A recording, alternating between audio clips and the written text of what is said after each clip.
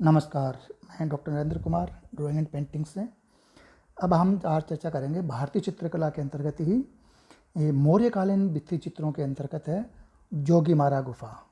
तो इसके ऊपर आज हम चर्चा करेंगे। जोगीमारा गुफा क्या है, कहाँ पे स्थित है और किसके इसका क्या स्वरूप रहा है और इसके चित्रों के बारे में, कौन कौन से चित्र बने, किस तरह के चित्र बने, उनकी क्या शैली रही है। तो प्रारंभिक जो परिचय है जोगीमारा की गुफा के बारे में हम ये कह सकते हैं कि ये गुफा मध्य प्रदेश की भूतपूर्व जो सरगुजा रियासत, जिसे 10वीं शताब्दी में डंडौर तथा रामायण काल में झारखंड कहा जाता था, और के अमरनाथ नामक स्थान पर नर्मदा नदी के उद्गम स्थल रामगढ़ की पहाड़ियों पर स्थित है। यहाँ पर दो गुफाएं पास पास में हैं। जैसे एक गुफा का नाम है सीता बोंगरा या सीता लांगड़ा नाम की है, जो एक प्रेक्षागार या नाट्यशाला थी, और इसी के निकट दूसरी गुफा जोगीमारा की है। पहले इसे एक देवदासी का निवास स्थान समझा गया था, परंतु बाद में प्राप्त शिलालेखों के अनुसार वरुण देवता का मंदिर था और जैन धर्म का इसकी कला पर प्रभाव पड़ा था, ऐसा माना जाता है। विद्वानों के अनुसार वरुण देवता की सेवा में सुतनुका नामक देवदासी रहती थी, और यह देवदासी रंगशाला के रूप दक्ष देवदिन पर प्रेमासक्त थी। देवदिन की चेष्टाओं में उलझी सरल हृदय सुतनुका की नाट्यशाला के अधिकारियों के विरोध का कोपभाजन होना पड़ा था। तत्पश्चात वियोग में अपना जीवन बिताना पड़ा, और कहते हैं रूप दक्ष देवदीन ने इस प्रेम प्रसंग को सीता बोगरा की भित्ति पर अभिलेख के रूप में सदैव के लिए अंकित कर दिया, ऐसी किंवदंती, ऐसा माना जाता है। और यूँ तो जैसे ये जो स्थान है एक तरह से तीर्थ स्थल रूप में या तीर्थ स्थलों के रूप में विकसित है, और यहाँ पे जैसे बस या रेलगाड़ी का अभाव है, यहाँ पे अपने खुद के साधनों से, अन्य साधनों से ही जाया जा सकता है। और ऐसी एक किंवदंती भी है कि के अनुसार इन पहाड़ियों पर राम ने वनवास के कुछ वर्ष व्यतीत किए थे, ऐसा धारणाएं भी हैं लोगों में। इसलिए यहाँ छोटे बड़े सैकड़ों मंदिर आज भी देखे जा सकते हैं, और इन दोनों गुफाओं में भित्ति चित्रों के प्राचीनतम अवशेष भी देखे जा सकते हैं। जोगीमारा की जो गुफा के बारे में बता रहे हैं, जोगीमारा की जो गुफा है वो 10 फीट लंबी, 6 फीट चौड़ी और 6 फीट ऊंची है, जिसकी छत पर चित्रों के अवशेष देखे जा सकते हैं। और चित्रों के संबंध में एक महत्वपूर्ण रहस्य यह भी है कि असली चित्रों के ऊपर ऐसा कहा जाता है कि असली चित्रों के ऊपर सफ़ेद रंग पोतकर पुराने चित्रों को पुनः बनाने की अपरिपक्व और अकुशल हाथों से प्रयास भी किया गया प्रतीत होता है। ऊपर से लगाए गए रंग रेखाएं अलग दिखाई पड़ती है, और छत भी इतनी नीचे कि इसे आसानी से हाथ से स्पर्श किया जा सकता है। और यही कारण रहा है कि बहुत से चित्र आज नष्ट हो गए हैं। और यहाँ पे जो कह सकते हैं द्वितीय स्तर वाली, सेकेंड लेयर की जो द्वितीय स्तर वाली चित्रकारी या चित्रकला कब हुई कहा नहीं जा सकता। हाँ, पुराने चित्रों को हम मौर्य काल के अप्रतिम उदाहरण मान सकते हैं। और डॉक्टर ब्लॉक के अनुसार इस गुफा के लेख 30वीं शताब्दी ईसा पूर्व के हैं, और यहाँ के चित्रों की शैली समकालीन भरूच और सांची की मूर्तिकला से साम्यता रखती है।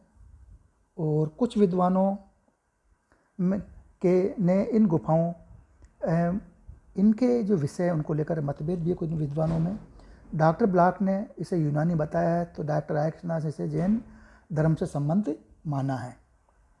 और श्री आशित कुमार हालदार ने रायगढ़ के प्राचीन मंदिरों में रहने वाले देवदासियों के विषय से मिलते जुलते माना गया। इस तरह से इन विद्वानों के अंदर आपसी कुछ मतभेद भी हैं इनके विषयों के बारे में, इनके समय के बारे में, इनकी शैली के बारे में लेके।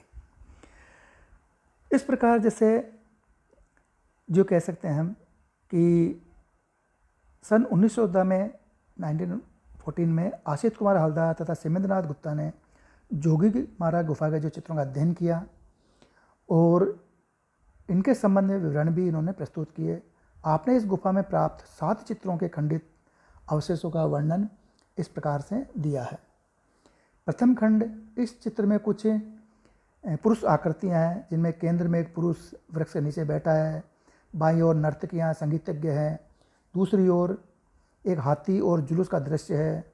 लहरदार पानी को विंजित करने वाली गहरी तथा अलंकारिक रेखाओं में नदी एवं मछली नुमा विशाल आकृति है, जो मगरमच्छ भी हो सकता है, जो संभवतः पौराणिक गज गृह का कथा का ही चित्रण हो। दूसरे ब्लॉक में या दूसरे खंड में एक पतझड़ हुए वृक्ष के नीचे 3-4 आकृतियाँ विश्राम कर रही है और वृक्ष की टहनियों पर कुछ ही पत्तियाँ बची है जो लाल रंग से अंकित है। एक मोटा तथा सपाट तना प्रतीकात्मक रूप में या प्रतीकात्मक रूप से चित्रित है। तीसरे खंड में तीसरे खंड के जो चित्रों में सफ़ेद पृष्ठभूमि पर काली रेखा द्वारा एक बाघ का दृश्य अंकित है और लाल कुमुदनी या लिली के फूल पुष्प पर युगल स्त्री पुरुष नृत्य करते दिखाए हैं जो लाल रंग में चित्रित हैं। चौथे खंड के अंदर जो चौथा ब्लॉक है उसके अंदर इस चित्र में छोटे छोटे बौने व्यक्ति हैं। एक व्यक्ति के सिर पर चोंच बनाई गई है और बौनों का अंकन भारतीय चित्रों या मूर्तियों में अपना पृथक महत्व रखता है। प्राचीन साहित्य के अनुसार इस प्रकार के बौने व्यक्ति राज परिवारों में हास्य विलास के लिए नियुक्त किए जाते थे। पांचवें खंड में इस दृश्य में नृत्य में एक मग्न स्त्री है, संभवतः नर्तकी है, और इसके चारों ओर गायन वादन में अन्य कुछ मानव आकृतियाँ पालती मारे बैठी है। पालती मारे एक नंगा व्यक्ति, साथ में कपड़े पहने 3 व्यक्ति खड़े हैं, बगल में 3 व्यक्ति बैठे हैं और इस दल के पास 3 घोड़ों से खींची जाने वाली छत्रधारी गाड़ी, एक हाथी और महावत भी हैं। फिर इस प्रकार पुरुष चित्रित है। एक घर जिसमें चैत्य, खिड़की और एक हाथी भी है। ये 5वें खंड के अंदर इस प्रकार के चित्र बने हुए हैं। छठे खंड में चित्र में प्राचीन ढंग के रथों जैसे चित्रों जैसे चैत्यों का अंकन दिखाई पड़ता है। और 7वां जो खंड है ब्लॉक, उसके अंदर कुछ लेखकों ने 7वें खंड के चित्रों को भी 2 भागों में बांटा है और इस प्रकार उन्होंने यहाँ 8 चित्रों का वर्णन किया है। इस खंड के दृश्य में ग्रीक रथों के समान भवन बनाए गए हैं और श्री पर्सी ब्राउन जो विद्वान है के अनुसार ये कहते हैं कि चित्रों के किनारों पर अनेक प्रकार के आलेखन बने हुए हैं जिनमें मछलियाँ, मकर तथा अन्य जीव जंतुओं का अंकन है। अब जैसे डॉक्टर ब्लॉक और डॉक्टर विंसेंट स्मिथ ने इन्हीं चित्रों का वर्णन अलग प्रकार से प्रस्तुत किया है। ये कहते हैं इनके अनुसार कि केंद्र, जैसे पहला है जो बताते हैं इनके अंदर जो पहला पॉइंट है कि इनके अनुसार केंद्र में एक वृक्ष के नीचे पुरुष आकृति बैठी है जिसके साथ नर्तकियाँ तथा गवे बाईं ओर बैठे बनाए गए हैं। दाहिनी ओर एक जुलूस बनाया गया है जिसमें एक हाथी है। दूसरे पैनल में, इस पैनल में कई पुरुष आकृतियाँ, एक रथ का पहिया, चक्र और ज्यामितीय अलंकरण अभिप्राय के रूप में बनाए गए हैं। और जो तीसरे पैनल के अंदर के अनुसार, इनके अनुसार इस पैनल के आधे भाग में केवल अस्पष्ट पुरुषों, घोड़ों व वस्त्रधारी पुरुषों के चिन्ह हैं और पैनल के दूसरे आधे भाग में एक वृक्ष है जिस पर एक चिड़िया बैठी है और नग्न लड़का उसकी शाखाओं में है। इस पेड़ के चारों ओर अनेक नग्न आकृतियाँ इकट्ठी है जिनके सिर में के बाल बाईं ओर कस के गांठ में बंधे हुए दर्शाए गए हैं। तो इस प्रकार अलग अलग विद्वानों ने, अलग अलग चित्रकारों ने अपने इन चित्रों के बारे में अपनी अपनी व्याख्याएँ की है।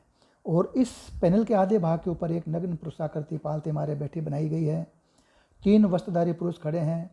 इस प्रकार 2 अन्य बैठी आकृतियाँ तथा 1 और 3 खड़ी आकृतियाँ भी बनाई गई हैं। नीचे की ओर एक मकान है जिसमें नाल आकार की चैत्य जैसी खिड़की का प्रयोग है और इस मकान के सामने हाथी व 3 वस्त्रधारी पुरुष खड़े हैं तथा दल के पास 3 घोड़ों का रथ है जिसमें छत्र लगा हुआ है।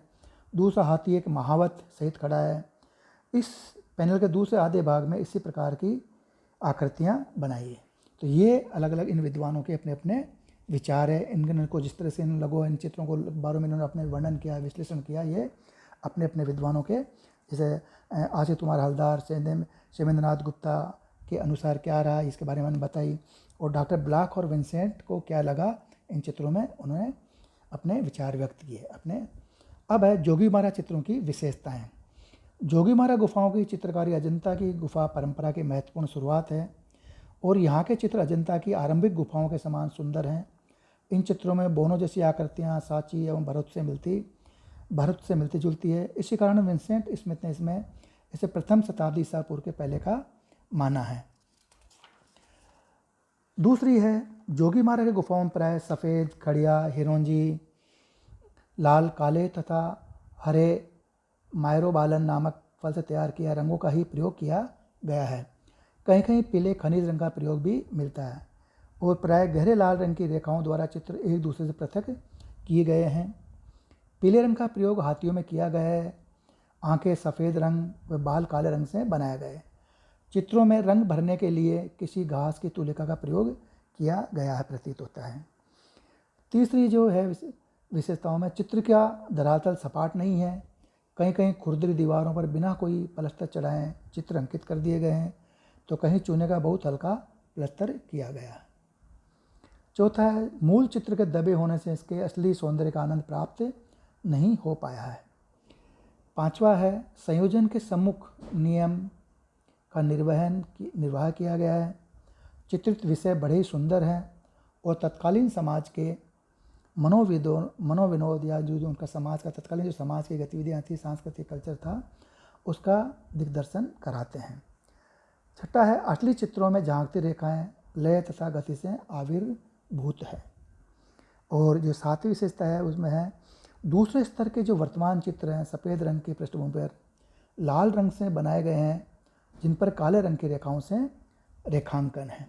तो इस प्रकार ये हमने जोगीमारा गुफा के बारे में बताया कि ये कहाँ पर स्थित है, किस जगह स्थित है, इसका क्या रहा है, और विद्वानों ने इसके बारे में क्या क्या कहा गया है।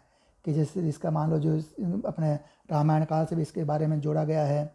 बाद में जैसे जिसको अलग अलग जो विद्वानों ने इसके जो ब्लॉक्स हैं, उन ब्लॉक्स के बारे में जैसे राय कृष्णदास ने क्या माना, जैन धर्म संबद्ध माना है। तो आसित कुमार हालदार और सेमेंद्रनाथ गुप्त ने इनके जो अलग अलग जो ब्लॉक्स हैं, उन 7 ब्लॉक्स के बारे में इनके चित्रों का वर्णन किया है।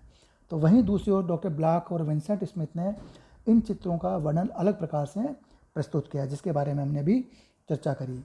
बाद में जो जोगीमारा के चित्रों जो विशेषताएं हैं, तो डॉक्टर विंसेंट स्मिथ ने इनके बारे में जो बताया, इनकी विशेषताओं के बारे में जो चर्चा करी, उनके बारे में हमने चर्चा करी। तो इस प्रकार ये जोगीमारा की गुफा के चित्र और उनकी विशेषताओं, उनकी तकनीक के बारे में हमने चर्चा करी। आगे अब हम अगले टॉपिक पे चर्चा करेंगे। धन्यवाद।